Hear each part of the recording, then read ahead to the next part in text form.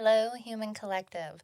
Welcome to the Upside to Grief. My name is Story, and I am your host. And my name is Erika, and I am your co host.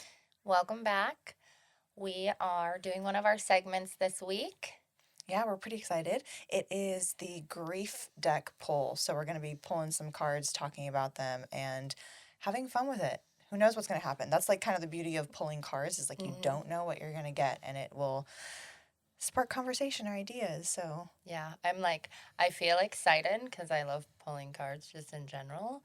But then I'm like, ooh, excited. And then I'm like, it could go really sideways really fast, but I'm here for it. yeah. So just staying open to like whatever the cards may bring. Yes. We'll see. We'll see what happens. But yeah. Okay, so we have two main little decks here. I'm going to do the little and drop some. Little shuffle. Stick them in there. Shiggity shuffle. Shiggity shuffle. Shiggity shuffle. We also have a deck that has three main topics: healing, grace, and grief. I was thinking that we could like start with those and then talk about the rituals because, yeah, no limit. And if you've been following along, you have seen that Erika was the first person to do grief deck pulls after chapter 2. I believe you pulled the grief card. Yes. I just did one. Yeah, I just did one, and I had like a vendetta against the grace cards. Oh. Do you remember that? I was like, I don't know how I feel about pulling from the grace pile. Yeah, we're not there yet. We'll just do what feels right. Yeah. We're not there yet either. Still. Okay. And yet. Fuck you. Maybe you'll pull the grace card. Maybe that's what softness will look like. The softness. It's a reoccurring theme in my life that Erika brought up to me. Yeah. Yeah. What would softness look like? Maybe the grace card. Okay. Well, I want you to pull first. That was like my little plan. So I shuffled these already, and I was thinking you could put hands on them or shuffle them yourself if you want, or just pull. Just do what you want, because we'll do those first, and then I was going to spread these out so we can like pull them at random. Because I feel like if we shuffle like we did last time. These ones? Or no, you're going to shuffle these ones. These ones I already shuffled before we started. Got it. Okay. So then like just pull them however you want to. I don't think there should be any rules because, it's just for fun. For fun. We have fun. There's fun in grief. This is it. This is the fun. Buy yourself some cards. Yes. Reach out to us if you need suggestions. Yeah, a couple people did reach out to me about what decks these are. So if you do want to know, then just comment or DM, and we will send you the links. So yeah. Let's go, Story. Okay. However you want. You can pick up a pile, shuffle through it. I feel like they wouldn't even be cheating if you like turned them around and looked at them. Like I really don't think there should be any rules.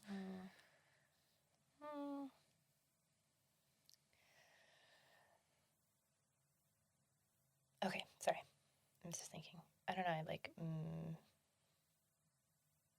I feel like I should pull the grace card, but I kind of want to pull the healing card. Let's do both. No rules, remember. Okay. Let's do both. Okay. Because I feel like they could be part of the same thing. That's probably what you're going to end up with, something that goes together very well. Okay. Here, I'll move these guys. This one. She's just taking her time and pulling one. Yes. I like to just like take some breaths and like put my energy into the cards. Good. She just did the cutest little nod in case you weren't watching.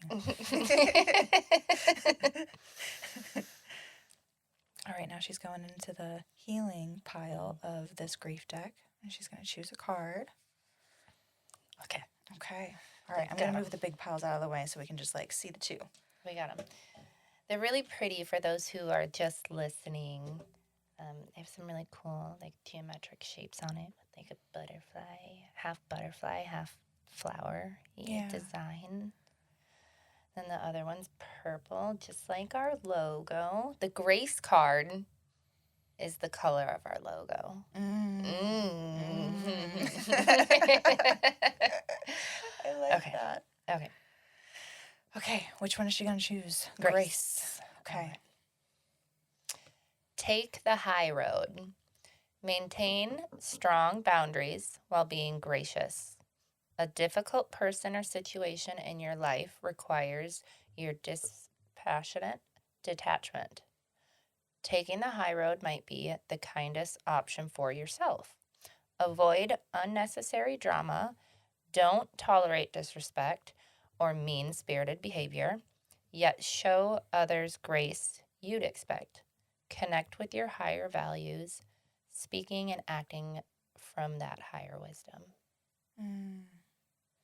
Did anything pop out at you right away? Oh, 100%, absolutely. Okay. Now, Do you want to pull the healing card first, or do you want to process that one first? I'm going to pull the healing card instead of processing it just to make sure I'm going in the right direction. I know 100% what stuck out to me on this, but um, we're going to pull Yeah, the let's healing card. see. Let's just see. I feel like they're connected somehow, so Okay. let's see. The healing card. Rebuild and restructure. Create and solidify new foundations. No need to rush or overthink, as some of this healing will happen organically, whether it's your health, finances, career, or relationships, or several areas of your life affected. This card indicates a positive realignment phase. Spin a new web for strategic evolution. Break new ground. Interesting. Yeah, what do you think? I think it's very on brand for today. I did pull a card this morning just out of like my regular tarot deck, and I got the Ace of Swords. So I feel like it's pretty on brand for today with like new beginnings and rebuilding and stuff like that and being excited. I think that when I read the first card about boundaries and this part, taking the high road might be the kindest option for yourself. For yourself. For myself. Not even the other person, for yourself. Yeah. That just brings up some stuff at one of my jobs that there's just like a struggle that's going on there. So I don't, I guess, necessarily want to talk about it because it's just like, you know what I mean? Like I don't know. But I don't know. I think it makes sense. It's positive, so that's good. I was worried. Well, I liked the way that the first card, Take the High Road, was phrased, the one about boundaries, is because it's all about you. Like, it's not about the other person. It is, yeah, let me see. So it's dealing with difficult people?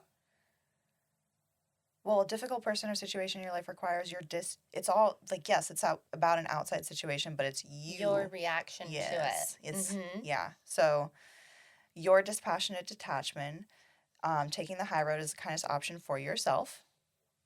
You don't have to like tolerate any shittiness, but show others the grace that you would expect for yourself and connect with your higher values and act with your highest wisdom. Like, it's not based on anybody else, it's all you. Same thing with this one, like rebuild and restructure. That is just giving yourself the space to actually kind of think about what that means for you.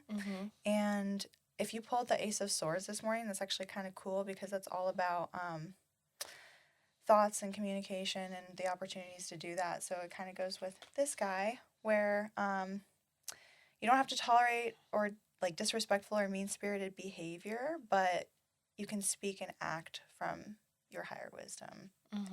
And the Ace of Swords is literally like divine intervention, like handing you that opportunity. That's why I was like, wow, this is happening. The cards never lie. And they give you opportunity to just focus on a couple things. Like, if you just remember those when you're dealing with the situation, because, you know, we really don't need to know what's going on. We literally only need to, I want to hear what How do you get into the solution? How do you get into the solution? Because I know it's something that is causing me imbalance in my own self, and I don't like that. And it's getting better. Like, I'm always, like, assessing it, and seeing where I'm at with it, and, like, as opposed to 2 weeks ago, how my week went at work, and then as how my week went this past week, it was, like, better. Like, I wasn't so angry. I don't like being angry or feeling angry, and 2 weeks ago, I for sure was, like, feeling that, and I was like, "I don't like my energy right now." And last week, just this past week, was a little bit better, so I think that this is kind of, like, great, really, because it's just more of, like, a reaffirming, like, I am on the right road there, and that this need to look inward for that, the solution is in here. Yeah, we can't expect other people to behave any kind of way. We have no control over that. Don't live your life based on the expectations of other people. Yeah. And I feel like with how this ties into grief, like when we are grieving, we can get activated so much easier. So it's always good to kind of just let ourselves feel those emotions, but not taking them out on people. Yes, the grace card where it says the maintain the strong boundaries while being gracious. When I was like applying that to like a grief journey, it reminds me of platitudes. That's what it reminds me of being like, okay. Because, I mean, there's some days where, like, if you're having a bad day or you are, like, imbalanced and you're off, and then somebody just says some outlandish shit, but they're just trying to help, I feel like this is a great reminder to be like, like it's. Yeah. Do I really need to tell them off and tell them that what they just said was totally unhelpful? Probably not. No. And Yeah. afterwards, you're probably not going to feel it. Like the next day when you're reflecting on That it, part. you're going to be like, yeah, I should have responded differently. Yeah. But we're all human and, Yeah. It happens. Yeah. That's why I love that there are so many different types of decks and just to help you like recenter and refocus and help guide that and help you process. It can be very, very helpful. Yeah. So. Cool. Okay, I love. yay. Okay, I'm going to put these away over here-ish. And then here is what is the deck's name? Rituals, meditations, and techniques for healing during grief. So, okay. Are we spreading them? Yeah, spread them. Sorry, I don't think you guys can actually see what we're doing. We just look like we're doing. I don't know what I don't know what it looks like, but okay. We're spreading cards on the space in front of us so that they can all be like splayed out and we can see all the pictures. This deck has a lot of really cool pictures on the back of artists. They don't necessarily coordinate with anything that's on the card, but the little guidebook inside the deck has like the information about the artist and yeah, just maybe a little bit of a story about the artwork piece. But like I mentioned, the artwork doesn't necessarily have to do with the ritual. So they're just very, very interesting and very, I don't know, some of them are pretty deep, some of them are provoking, some of them are just bright and happy. Okay. Yeah. Are you going to pick one? Am I going to do it? Yeah, you okay. Him. This one right here. Addressing anxiety. Anxiety is a natural part of the grief experience. For some, however, it may become problematic, interfering with daily life. What helps you decrease your anxiety? Activities such as deep breathing, exercise, thought stopping, and limiting sugar and caffeine are all helpful. What thoughts or situations increase your anxiety? Being aware of anxiety-producing thoughts is important. If your anxiety is a significant problem, you may need to see your physician. I always like that last part, that little suggestion, because like there are things that you can do to help yourself, like things like this. But like if you ever think that you are feeling a little overwhelmed, like it is always my suggestion to seek professional help, whether that's a therapist, counselor, or a medical doctor, like always. But anxiety is a really good one. I don't really deal with high levels of anxiety anymore, but I do deal with like mild anxiety.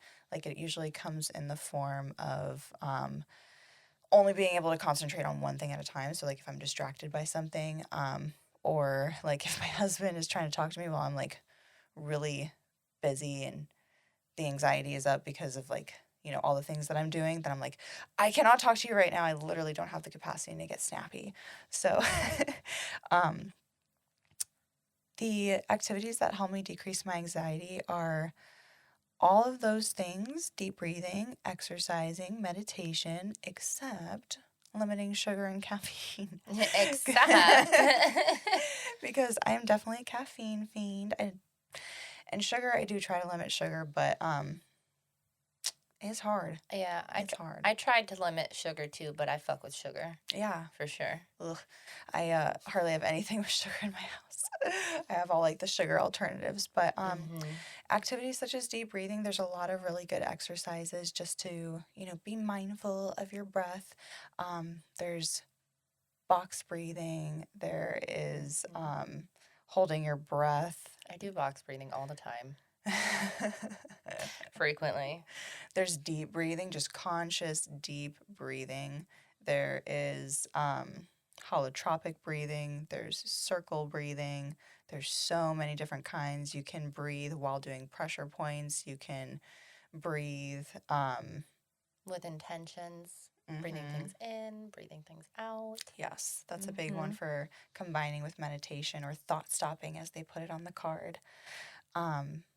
Yeah, a couple others that decrease my anxiety too is journaling. I'm not an avid journaler, but it's suggested all the time. Like on any wellness page or person who's suggesting, like, you should do this, it's always, you should journal, which is, it's kind of like a hard thing to practice if you're not used to it, but I feel like every time I get into a flow of journaling, like, it's super helpful. So if I'm ever anxious, I literally will like write it out stream of consciousness style. And there's even writing tactics where like you will set a timer for 5 minutes, write whatever's on your mind or on a certain topic, and if you can't think of anything, don't stop moving your hand, like just keep scribbling swirls or like just lines, and thoughts will come. So there's like a whole bunch of like different little writing techniques like that. Writing is a whole thing for anxiety on in its own right. But I also do, like, I go to sound baths. I like to do wellness activities. Ocean, show, nature, yes, music, so many things. Yeah. Should we pull another one? Do you want to pull one? This one. Gathering of stones, a walking meditation. Take a quiet walk to an outdoor place you enjoy, such as a park, beach, or woods. As you walk, pick up any small stones that catch your eye. Stop long enough to examine each stone as you find it and give it a name based on what you are carrying right now. For example, name each stone after qualities of the individuals whose loss you are grieving. Name them after feelings or beliefs you hold about yourself right now, good or bad. If a relationship is ending, assign each stone a memory or quality of that relationship. Carry these stones with you. When you arrive at your destination, arrange the stones into a design. Spend time sketching what you made, or write a poem or a kind note to yourself on a scrap of paper. Leave it behind with your stones with the intention that some other person who needs them might also read your words. That's really cute and nice. But what I thought of when it was like, take the stones with you and when you arrive, and in my head, I was picturing myself like arriving at the ocean with all of these stones, and my brain was like, throw them in the water. I like that a lot better, actually. Oh, okay. Yeah. I had a friend one time tell me, I'm trying to say this in a very vague way, but basically she would give people exercises where she would tell people to write the things that they don't like about themselves onto stones and then carry those stones in a backpack everywhere that you go and see how heavy it becomes after a while. And I feel like you could do something similar with grief. Like if you're thinking about all the things that you're grieving, or like that one said, can I see it really quick? It says, where where is it? Name each stone after qualities of the individuals whose loss you are grieving. So, like, if you were writing down something about, your person, like all their qualities, whether they're good or bad, and just everything that reminds you of them, you'd literally have a whole backpack full. Mm-hmm. That's a lot of weight to carry around. Mm-hmm. And actually, kind of like your way, this is beautiful too. Like, you're doing something with those words later on, but then you're like leaving the stones. In an aspect of like a pay it forward for somebody else, which I like that part. I do. Yeah, I do like that. But I actually really like what you said too, because like it's almost like you can imagine it as sharing grief with the world. And let's say like you did that exercise where you have like all these aspects of your grief or just things that you miss about your person, and you're carrying it around in a backpack and it's really fucking heavy. And you go to the ocean and you're like, you know what? I think I'm going to throw a couple of these in the ocean today just for fun. Mm-hmm. And then that backpack gets a little bit lighter. Mm-hmm. And it almost makes you smile because you're like, yeah, these are going in the ocean. Mm-hmm. There's a lot of other rocks in there. Yep. And I'm sure I'll find some other ones, but these ones I'll get rid of today. Yeah. And I feel like that's pretty cool. Yeah. Mm-hmm. I like it. Yeah. Nice exercise. Okay. Yeah. I love these. I really want to just look at this one really quick just because. Yeah, of course. Okay. It looks like it's a short one.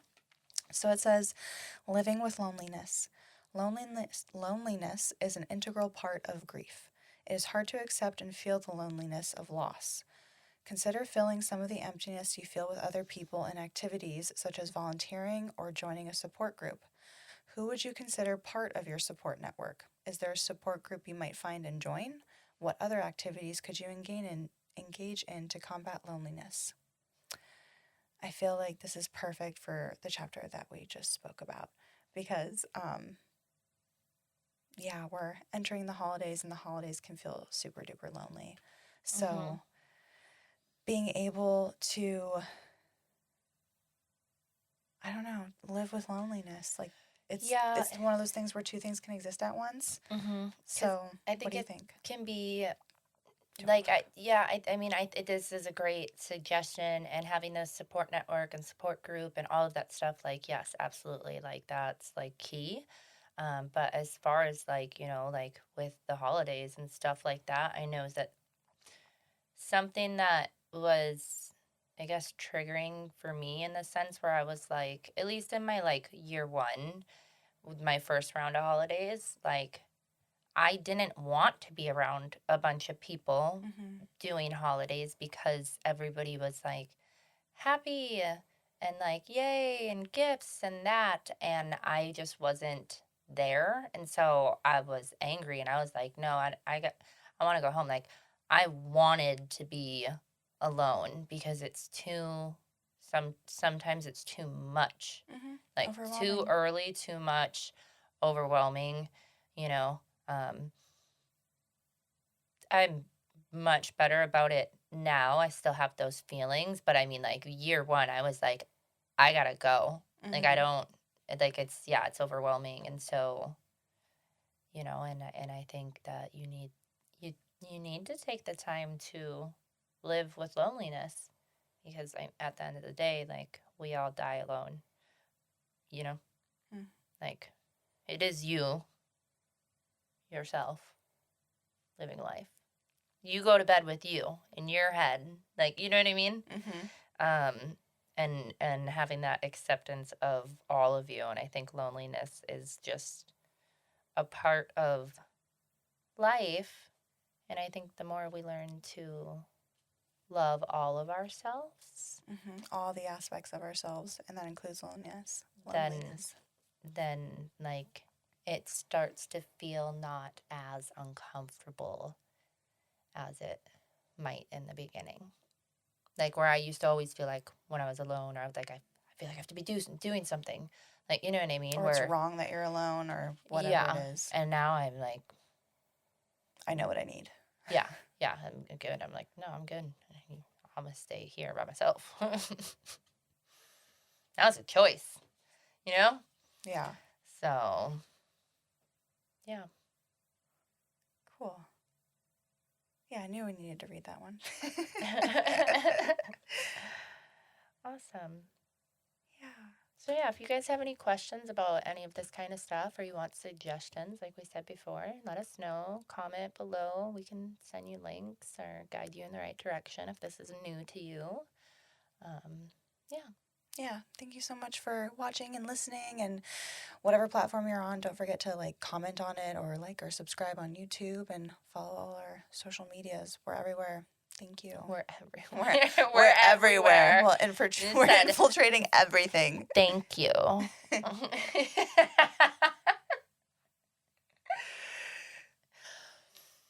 Yes. We love you so much. Goodbye. Okay, bye.